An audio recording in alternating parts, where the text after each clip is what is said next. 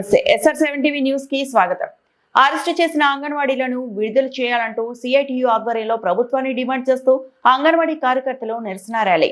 అన్నమయ్య జిల్లా రాయచోటి పట్టణంలో సిఐటియు ఆధ్వర్యంలో అంగన్వాడీ కార్యకర్తలు మా న్యాయమైన కోరికలు తీర్చారంటూ భారీ నిరసన ర్యాలీ నిర్వహించారు.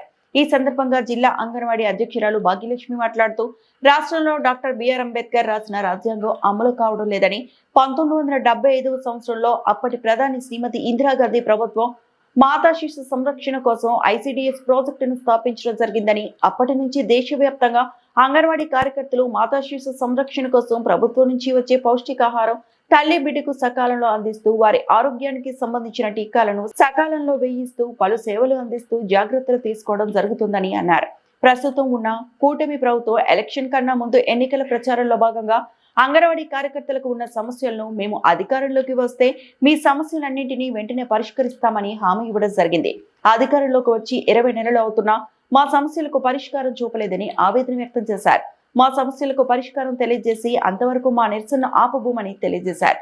ఈ కార్యక్రమంలో జిల్లా సిఐటియు ప్రధాన కార్యదర్శి ఏ రామాంజులు, అంగన్వాడీ కార్యకర్తలు తదితరులు పాల్గొన్నారు. ఆర్వి కృష్ణారెడ్డి, అన్నమయ్య జిల్లా ఇన్ఛార్జ్.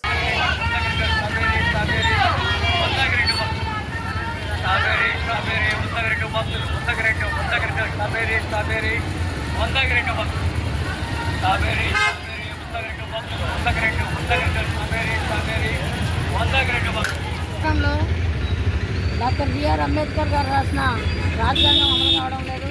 కేవలం లోకేష్ గారు రాసిన రెడ్డితో రాజ్యాంగం అమలు అవుతూ ఉన్నట్టుగా ఈరోజు అంగన్వాడీలో ఫీల్ అవుతూ ఉన్న పరిస్థితి ఏర్పడింది. 1975 అక్టోబర్ 2వ తేదీన అప్పటి ఇందిరాగాంధీ ప్రభుత్వం మాతా శిశు సంరక్షణ కోసం ICDSను స్థాపించింది. ICDS స్థాపించిన తర్వాత పిల్లల గర్భస్థితి ఉన్నప్పటి నుంచే తల్లి బిడ్డ ఇద్దరి ఆరోగ్యం కోసం పౌష్టికాహారం ఇస్తూ తగిన సమయంలో వాళ్ళకు టీకాలు వేయిస్తూ వాళ్ళ ఆరోగ్యం గురించి కానీ పౌష్టికాహారం గురించి కానీ అంగన్వాడీలో కీలక పాత్ర పోషిస్తూ ఉన్నారు దేశమంతా కూడా.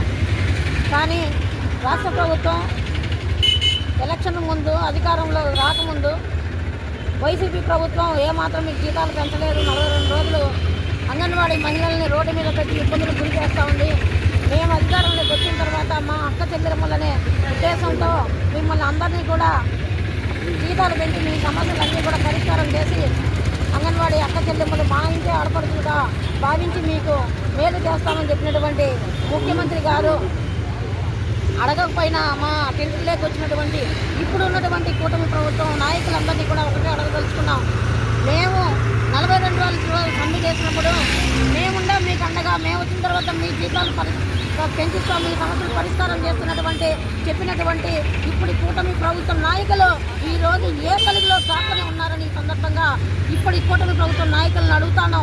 ఒకసారి కలిగిలోంచి వచ్చి అప్పుడు మా టెంట్లో ఎలా కూర్చున్నారో ఈరోజు కూడా మా టెంట్లో అడిగి తెలుసుకొని మా సమస్యలు పరిష్కారం చేయాలని కూడా ఈ సందర్భంగా కూటమి ప్రభుత్వ నాయకులను అడుగుతా ఉన్నాం. ఇంకో విషయం ఏంటంటే అంగన్వాడీలను దేశ ద్రోగుల సంఘ విద్రోహ శక్తుల అని కూడా ఈ సందర్భంగా రాష్ట్ర ప్రభుత్వాన్ని ప్రశ్నిస్తూ ఉన్నాం. అంగన్వాడీలను ఇబ్బందులు చేస్తూ ఒక్కొక్క ప్రజల దగ్గర నుంచే తరిమి కొట్టించే ప్రయత్నం చేస్తూ ఉన్నారు. ఈరోజు అంగన్వాడీ ప్రతి ఒక్క అంగన్వాడీ బెనిఫిషరీస్ అందరికీ కూడా ఫోన్లు చేసి ఆన్లైన్లో అందరి పేర్లు ఉన్నప్పటికీ కూడా ఫోన్లు చేసి మీకు అంగన్వాడీ సేవలు బాగా అందుతూ ఉంటే 1 నొక్కండి, అందకపోతే 2 నొక్కండి అని ప్రజలకు ఫోన్లు చేస్తూ ఉన్నారు. ఆ ప్రజలకు ఏది ఎక్కడ నొక్కాలో కొంతమంది తెలియని పరిస్థితి. ఒకవేళ తెలియక మాకు బాగా అందలేదనేది నొక్కింది అనుకోండి, నిజంగా అందలేదని ఆ వర్కర్ పైన యాక్షన్ తీసుకోవడం ఇది ఎంతవరకు కరెక్ట్ అని కూడా ఈ సందర్భంగా రాష్ట్ర ప్రభుత్వాన్ని అడుగుతూ ఉన్నాం. ఒకటే చంద్రబాబు నాయుడు గారిని అడుగుతూ ఉన్నాం. 2005లో మీరు సమైక్యాంధ్ర ఉద్యమం ఉన్నప్పుడు అంగన్వాడీ వర్కర్ల పైన చాలా అమానుషంగా గుర్రాలతో తొక్కించి బాసుబాయి వదిలించినారు. కాబట్టి అంగన్వాడీ వర్కర్లు మీ పైన కన్నెర చేస్తే 9 సంవత్సరాలు ఇంటి దగ్గర కూర్చోబెట్టిన చరిత్ర అంగన్వాడీలకు ఉంది. కాబట్టి గుర్తుపెట్టుకొని మర్చిపోయారేమో.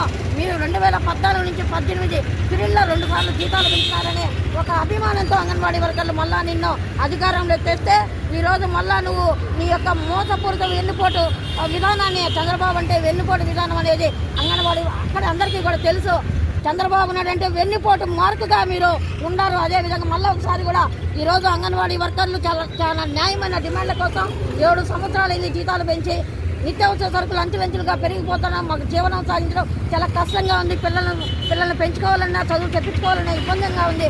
కాబట్టి పెరిగిన ధరలకు అనుగుణంగా ఈరోజు అంగన్వాడీలకు వేతనాలు పెంచాలని చాలా సానుకూలంగా సాయంత్రం శాంతియుతంగా అలంకార సెంటర్లో ధర్నా నిర్వహిస్తూ ఉంటే మేము ఈరోజు ఆంధ్రప్రదేశ్లో బ్రిటిష్ పాలన కన్నా ఎక్కువగా ఈరోజు అంగన్వాడీలను పైన చూపించారు. కాబట్టి రాష్ట్ర ప్రభుత్వానికి ఒకటి తెలియజేస్తాను, అంగన్వాడీ వర్కర్లను అరెస్ట్ చేసిన అంగన్వాడీలందరినీ విడుదల చేసి మీరు చెప్పిన విధంగా సుప్రీంకోర్టు తీర్పిచ్చిన 2022 ఏప్రిల్ 25వ తేదీన అంగన్వాడీలకు 26,000 కనీస వేతనం ఇవ్వాలని సుప్రీంకోర్టు తీర్పిచ్చిన ప్రకారం అంగన్వాడీలకు 26,000 వేతనం పెంచుతున్నామని అసెంబ్లీలో ప్రకటన చేసేంత వరకు మా పోరాటం ఆగదని కూడా ఈ సందర్భంగా చంద్రబాబు నాయుడుకి తెలియజేస్తాను. భాగ్యలక్ష్మి, అంగన్వాడీ జిల్లా గౌరవాధ్యక్షుడు. ప్రతిపక్ష పార్టీ పాత్ర పోషించినటువంటి చంద్రబాబు నాయుడు మా టెండర్లోకి వచ్చి అంగన్వాడీలకు వేతనం పెంచుతాం, న్యాయం చేస్తాం, జగన్మోహన్ రెడ్డిని ఓడించని చెప్పి ఓట్లు వేయించుకొని అధికారంలోకి వచ్చిన తర్వాత 2 సంవత్సరాలు అయినప్పటికీ వేతనాలు పెంచకుండా కళ్ళబుల్లి మాటలు చెబుతూ సమయం దాటవేస్తూ ఉన్నాడు. ఇది సరైనది కాదు. అనేక రూపాల్లో చెప్పినప్పటికీ కూడా ఖచ్చితంగా ఈ ప్రభుత్వం అంగన్వాడీలకు వేతనాలు పెంచడానికి కట్టుబడి ఉందని చెప్తానే ఉన్నారు తప్ప పెంచింది లేదు.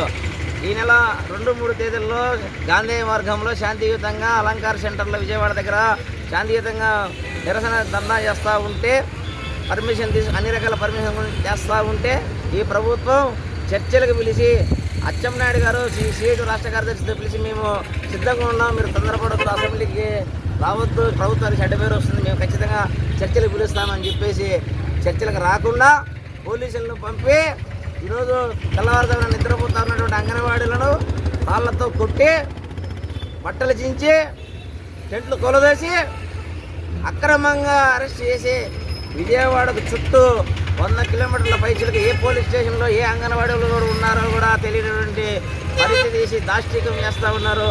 పోలీసులను అడ్డపెట్టుకుని ప్రభుత్వం ఉద్యమాలను అణిచేయాలని చూస్తూ ఉన్నారు. అంగన్వాడీలకు మీరు ఇచ్చినటువంటి హామీలేంది? మీకు వెన్నుపోటుదారుడు నమ్మక ద్రోహి అనే పేరుంది, అది పునరావృతం చేసుకోకుండా ఉండాలంటే వాళ్ళకి వేతనాలు పెంచండి. ఈరోజు మీరు చేసింది ఏంది?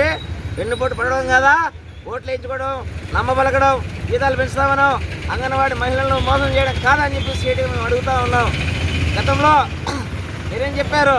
ఖచ్చితంగా జగన్మోహన్ రెడ్డి ఓడిన మన మంచి ప్రభుత్వం వస్తే న్యాయం చేస్తుందని చెప్పారు. కానీ అడిగితే శాంతియుతంగా అడిగితే అరెస్ట్ చేపిస్తూ ఉన్నారు. రాష్ట్రం అప్పుల్లో ఉంది. రాష్ట్రం జగన్మోహన్ రెడ్డి అప్పుల పాలు చేసినని చెప్తున్నాం. నిజంగా అప్పులు ఉంటే 99 పైసలకు భూములు ఎందుకు ఇస్తారు? ఈ అంగన్వాడీ సెంటర్లో అద్దె భవనాలలో ఎందుకు నడుపుతారు అని చెప్పేసి కూడా మేము అడుగుతూ ఉన్నాం. కాబట్టి అంగన్వాడీ సెంటర్లు నిజంగా రాష్ట్ర ప్రభుత్వానికి అప్పులు ఉంటే ఎమ్మెల్యేలకు వేతనాలు పెంచుతారు, గిఫ్ట్ కూపన్లు ఇస్తారు, విహారయాత్రలకు పోతారు, క్రికెట్ చూడడానికి దేశ విదేశాలకు పోతారు. కానీ అంగన్వాడీ సెంటర్లకు మౌలిక సదుపాయాలు కల్పించాలన్నా, వేతనాలు పెంచాలన్నా, ఇచ్చిన హామీని నెరవేర్చాలన్నా నేరం అన్నట్టు ఈరోజు రాష్ట్ర ప్రభుత్వం పోలీసులను అడ్డుపెట్టుకుని చాలా దాష్టీకం చేస్తూ ఉంది. ఇది అప్రజాస్వామ్యం అని చెప్పి సీటుగా నేను హెచ్చరిస్తూ ఉన్నా. కాబట్టి గతంలో మీరు ఇదే అంగన్వాడీలో మీరు చేసినటువంటి మోసానికి గురై మిమ్మల్ని 10 ఏళ్ల పాటు అధికారానికి దూరంగా పెట్టారు. నేను నిజంగా ఇప్పుడు కూడా చెప్తా ఉన్నా, ఈరోజు ఉదయం చేసినటువంటి మీరు అక్రమ అరెస్టు, అక్రమ టెంట్లు కూల్చడం 2029లో మీ ఓటమికే ఇది నాణ్యం అని చెప్పేసి కూడా ఈ సందర్భంగా మేము చెప్పదలుచుకున్నా. కాబట్టి మీరు ఇప్పటికైనా మేల్కొని ఈ అసెంబ్లీ సమావేశాలు ముగిసేలోపు అంగన్వాడీ వేతనాల్లో ఇచ్చే ప్రకటన చేయాలి. అక్రమ అరెస్ట్ చేసిన అంగన్వాడీ